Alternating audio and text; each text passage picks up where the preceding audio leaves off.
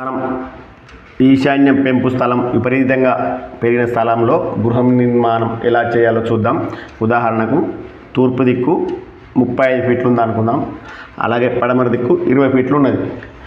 ఈ స్థలానికి విపరీతంగా ఈశాన్యం పెరిగింది, అంటే ఒక 15 ఫీట్ల స్థలం పెరిగింది.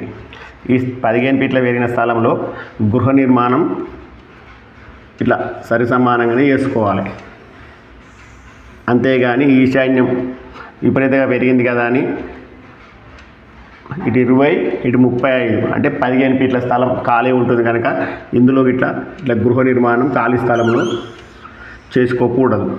ఇక్కడ ఈ ఈశాన్యంలో గృహ నిర్మాణం చేసుకుంటే ఈశాన్యం బరువు అవుతుంది.